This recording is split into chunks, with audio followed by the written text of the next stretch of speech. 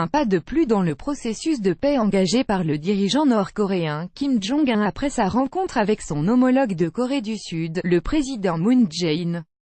En effet, le leader du Nord aurait proposé, selon Séoul, de fermer son site d'essais atomiques en mai. Cette promesse relayée dimanche par la présidence sud-coréenne est la dernière illustration en date du tourbillon diplomatique qui s'est emparé ces derniers mois de la péninsule, avec vendredi un sommet intercoréen historique.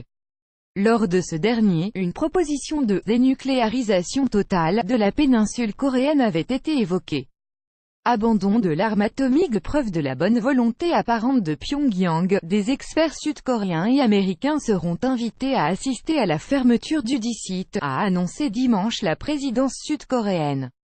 Avant sa rencontre avec Kim Jong-un programmée dans les semaines à venir, Donald Trump se montrait de son côté optimiste sur la possibilité d'un accord nucléaire avec Pyongyang. Monsieur Kim a déclaré, « Les États-Unis nous trouvent repoussants, mais une fois que nous parlerons, ils se rendront compte que je ne suis pas quelqu'un qui va tirer une arme nucléaire sur le Sud ou les États-Unis ou viser les États-Unis », a déclaré Yoon Young-chan, le porte-parole de la Maison-Bleue. La présidence sud-coréenne. Pendant des années, Pyongyang a soutenu qu'il ne renoncerait jamais à l'arme atomique, indispensable selon lui pour le protéger d'une invasion américaine.